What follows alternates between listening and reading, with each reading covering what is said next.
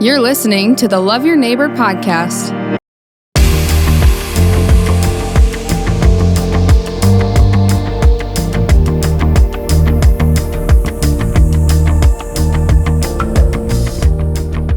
Welcome. Those of you that are joining us, thank you for joining the Links podcast. If you're joining for the first time, welcome.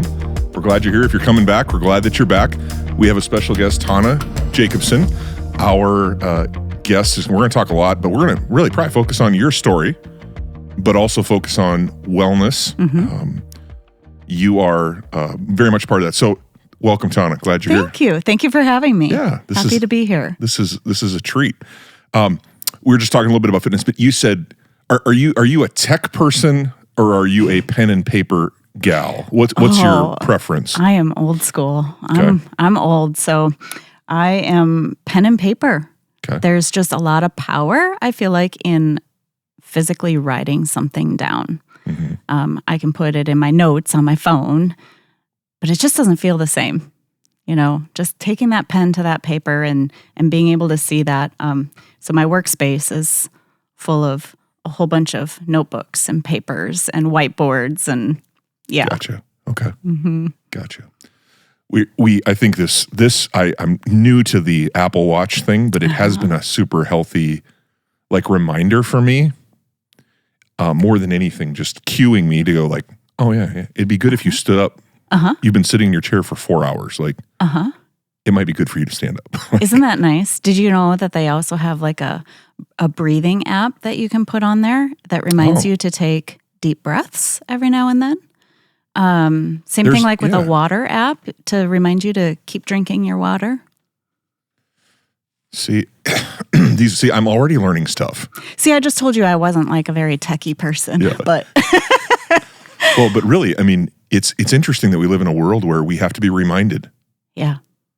To stand up, to breathe, and to drink. Mm-hmm. Isn't that crazy that like those simple basics are something that we forget?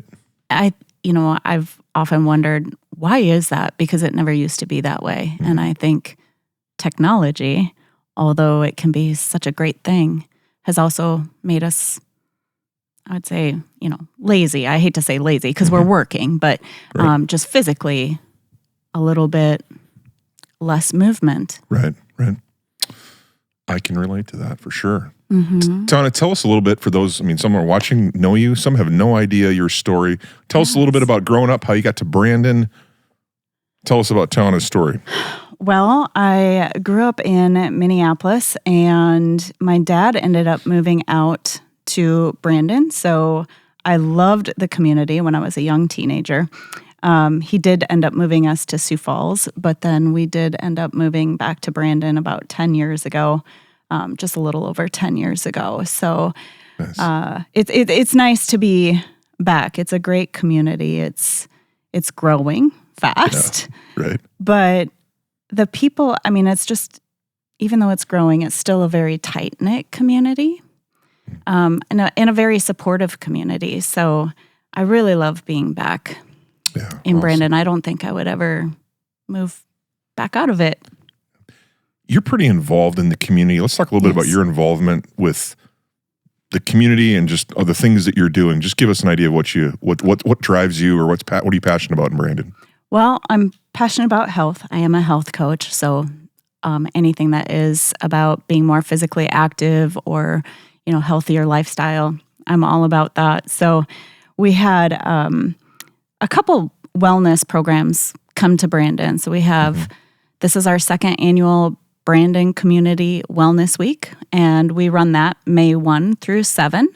There's a few of us that have put that together. Amanda really was the backbone of it, and she started talking about it, and my ears perked up, and I was like, wait, I would like to be involved in something like that. So, like I said, getting ready to go into our second one right now. And then we also have, it's called Healthy Hometowns, which has came and, we've gotten together, had quite a few meetings with that and trying to get some things going in the community. Things like, community gardens. That's one of our big projects that we're trying to work on, and just trying to make things more accessible if people want to do bike rides and making sure that we have bike parking for them. And Sure. yeah, so just anything that kind of brings some of that wellness into our community and some of that connection. Yeah. Well, that's great. I met your husband, John. Yes. He's a part of the park board. He Correct. chairs that park board. And I got the opportunity to meet him as we've been talking about branded wellness and the wellness center. Yes. And very excited about the progress of that.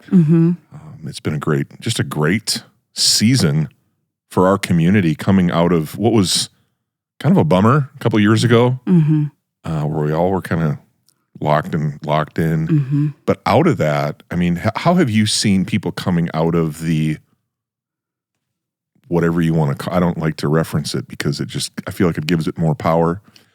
But in the last couple of years, how have you seen people take hold of this concept of self-care and wellness? That's actually a kind of a loaded question. It's difficult. It's not like a generalized, this is what I'm seeing. It is more polarized.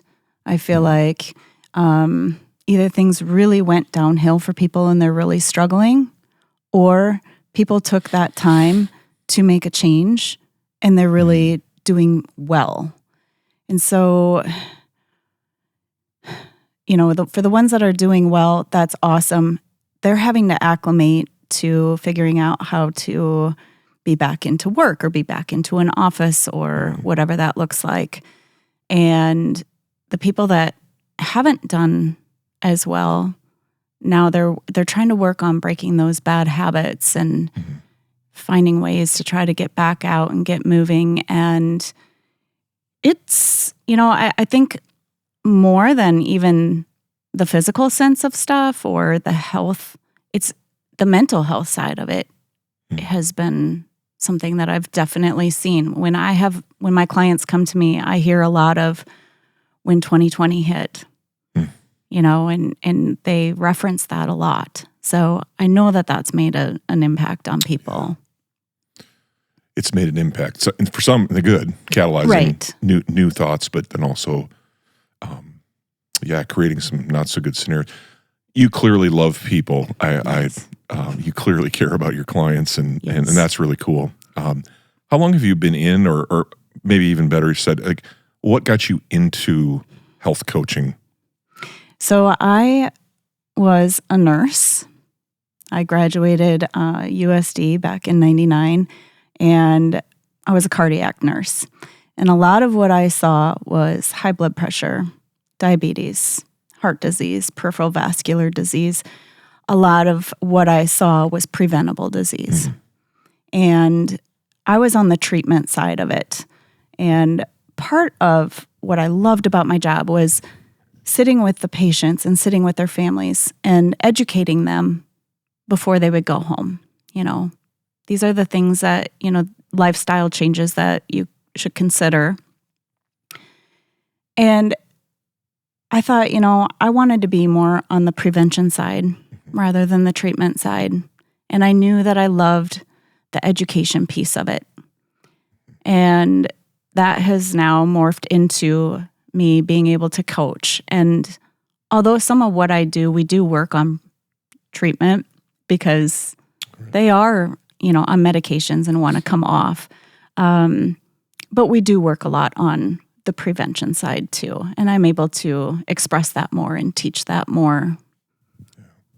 So it really comes from a long history of healthcare. Yes. And I have a friend that's very involved here locally with healthcare, and he describes it as moving the care up the river instead of at the rapids or the falls of the end of life, moving it up. And so, of course, I'm sure you know Dana Cushing and the relationship that you got to know her early on, but the similar story in a sense of like, I love healthcare, but it would be really cool if I worked myself out of a job in some ways, right? Like, so promoting health rather than caring for sick is a paradigm shift. And I think, appreciate you speaking into it and being a part of it because, the ideas and the education that we have really result in getting us to where we are. And so those of us, judging from your graduation date, we might have been close in terms of high school graduation. So you're not old. Spring chickens. Yeah, we're spring chickens. But we are starting to have a few of those conversations and thoughts about... We're wise. That's what we are. Okay, well, I'm not going to self-apply that because too many people that watch this know me. But what would you say? I mean, what would you say? Just something that we talked about the walking, the water. I'm going to check that out. But what's one piece of advice you'd give somebody that's wanting to make some healthier choices holistically, not just maybe from a physical standpoint, but just holistically? What's your best advice to someone? Just trying to focus a little bit more on whole foods, trying to pull away a little bit from the fast food and the out to eat, not cutting it out because it's important that we do enjoy that balance, but a lot of people will eat fast food daily and sometimes twice a day because they're busy. And that's why we have to be reminded to stand up, right? We're busy. And so I would say to just take that shift to try to focus a little bit more on fruits, vegetables, lean meats, if you eat meat. So it's just pulling a little bit away from kind of the heavier foods. And that in itself can make a big difference, not only on, your body composition, but just your health as a whole. Right.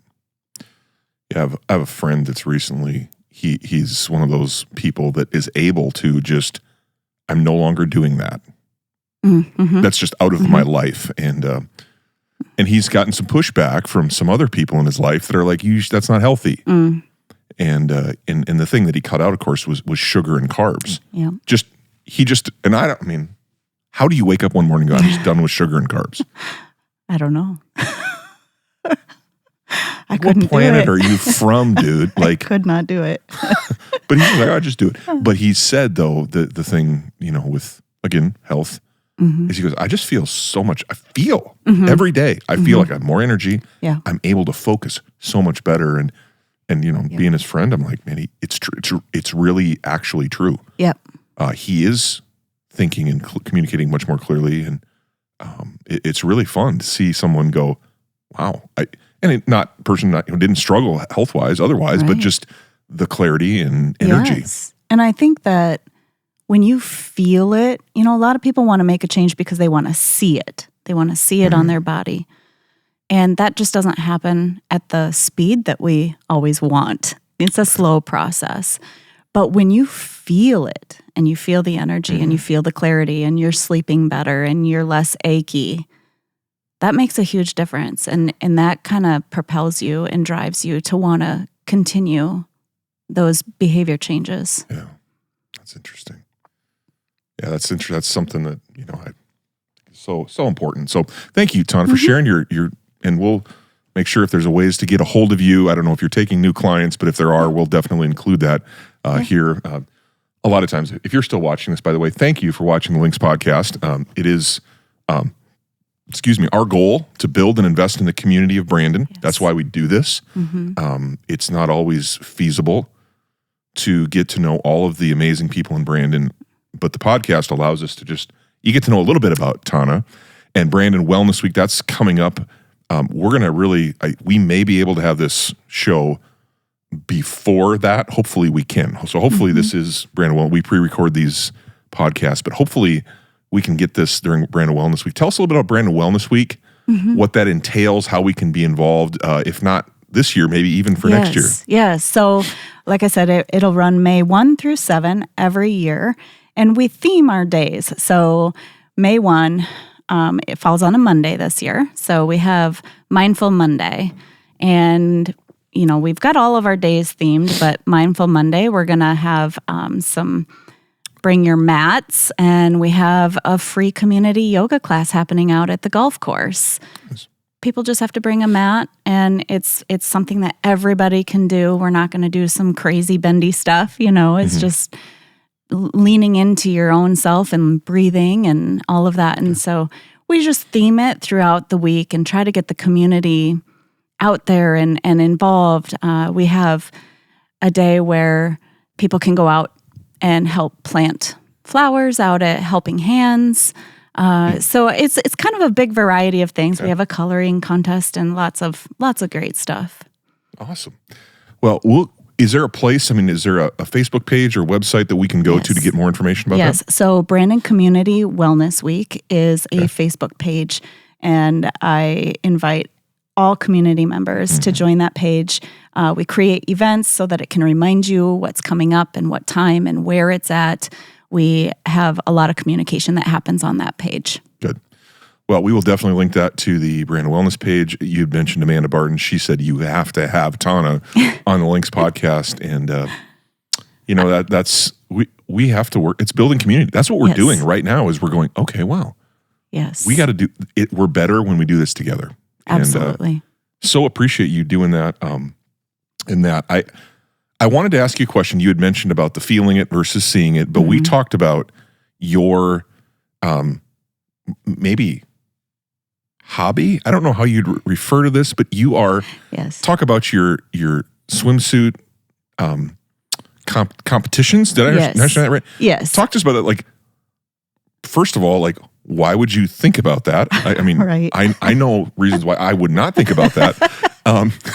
But talk about and what that's been like for you, because I'm fascinated. Okay, so that kind of started just I struggle with all eyes on me kind of thing, and it was almost debilitating, kind of this just anxiety being in public. I could be in public, but I just didn't want to do things where people would look at me. And I thought, this is just ridiculous. I need to really step out of this and face this fear. And I was in just kind of a moment of transitioning my own health and my own physique. And I thought, how about I step out on stage for a bikini show?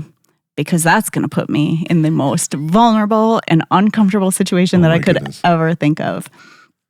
Well, I ended up doing it, and I can't believe I didn't pass out before I went out there because I thought I was going to. Yeah. But it taught me that, I did it and I survived, and I actually had a lot of fun. I met a lot of people.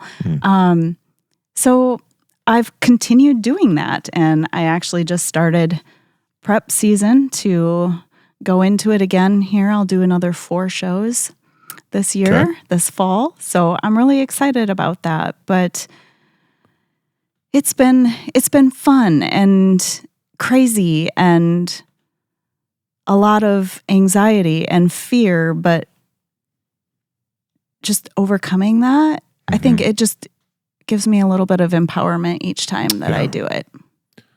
Yeah, I wonder, I think about this from a perspective of empowerment, like overcoming fears, facing fears. I mean, that's probably not the strategy that everybody would go, but you have children. Yes. How would you leverage that experience for your kids? I mean, obviously you're not like cookie cutter, like, hey, you need to do, but like, how have you used that to help teach your children about empowerment and overcoming fears? Because they've watched me. They've watched me go through prep. They've watched me have days where I don't feel like it. I don't want to do the things, but they know I have a goal. And it's actually kind of helped me knowing that they're watching, knowing that I have to set that example for them, because they're going to likely fall into the shoes that I'm providing to them. Right. And so I want them to understand that when things are difficult, we don't need to run. We can face it. And I think that's a very powerful lesson, because I do see a lot of clients that the moment they feel uncomfortable, they pull back and they kind of hide, and it's having an impact on their health. And if we can just push out there and learn that we don't have to be so scared, we can, no fear, right? Yeah. I mean, we can have fear, but let's prove it wrong. Yeah. Being a pastor and, and working, with obviously, people and working with, the scriptures and the story of Christ.